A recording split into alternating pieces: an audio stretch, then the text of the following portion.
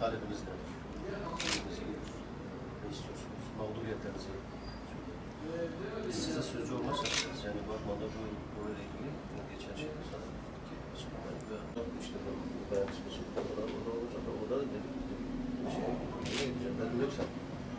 Bak dedim ben de sizden rica ediyorum.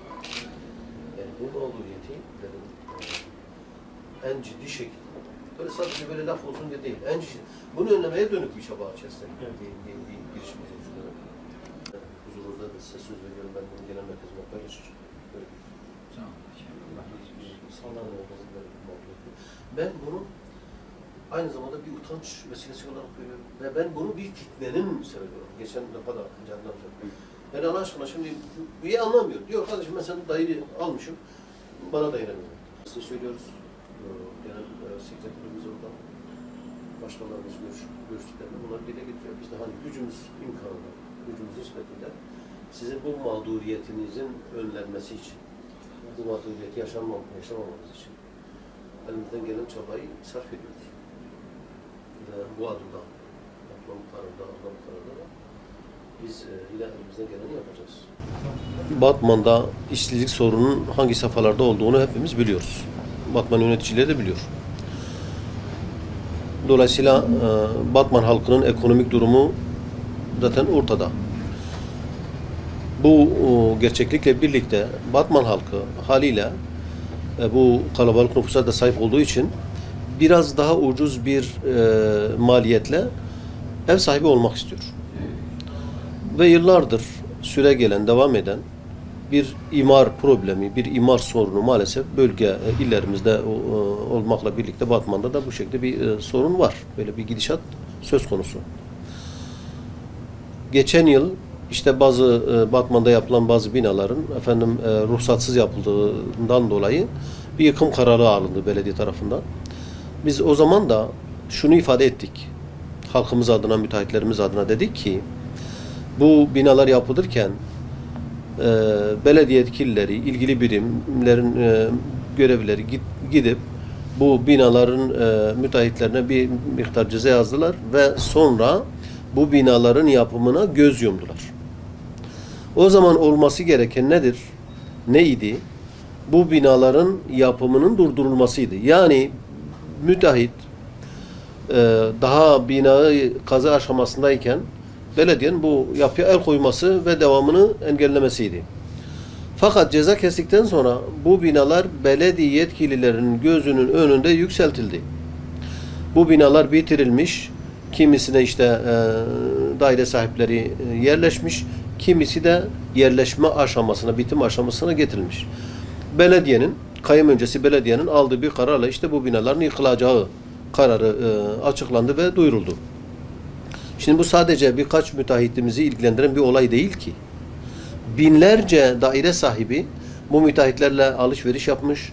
Kimisi işte hanımının altınını bozmuş, kimisi işte gitmiş kredi çekmiş, kimisi işte farklı şekilde borçlamış ve bu daireleri biraz daha ucuz maliyetle bu dairelere sahip olmak için bir çaba içerisine girmiş.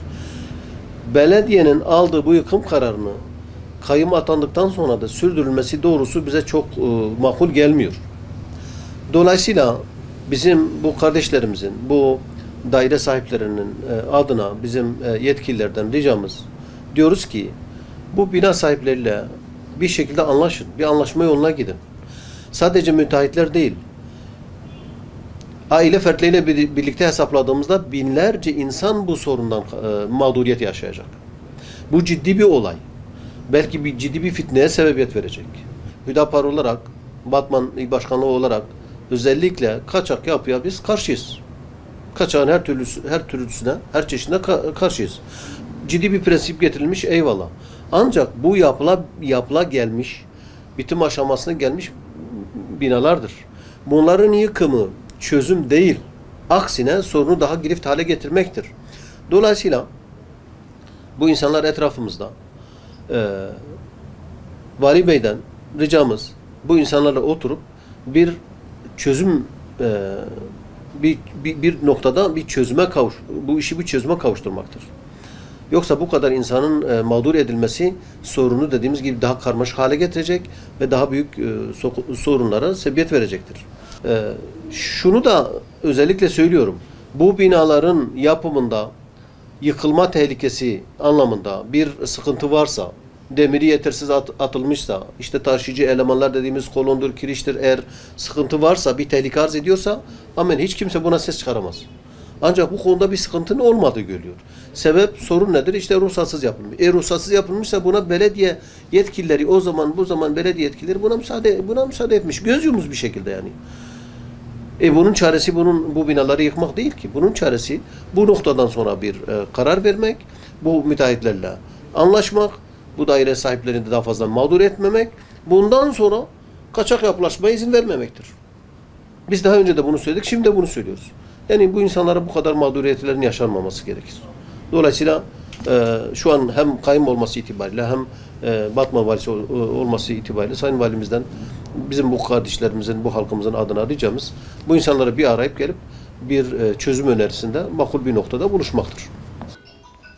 Şu an Batman'da yıkılan birkaç tane inşaat var.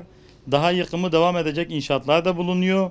Bunlarla beraber bir yaklaşık 5.000 insan, 5.000 aile mağduriyet yaşıyor. Bu aileler sürekli müteahhitlerle beraber dalaşa giriliyor.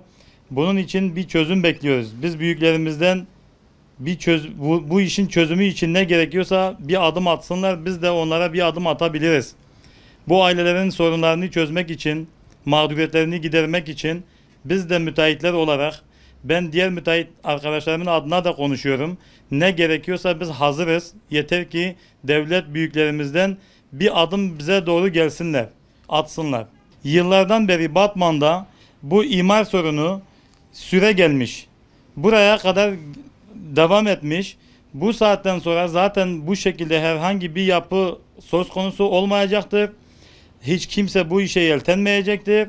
Yeter ki devlet büyüklerimiz şimdiye kadar bizim yaptığımız bu hatayı, yaptığımız bu yanlış davranışları bir şekilde buna bir çözüm bulmalarını ve bize yardımcı olmalarını istiyoruz. Kaç defa belediyeye gittik, Vali Bey'den randevu talep ettik.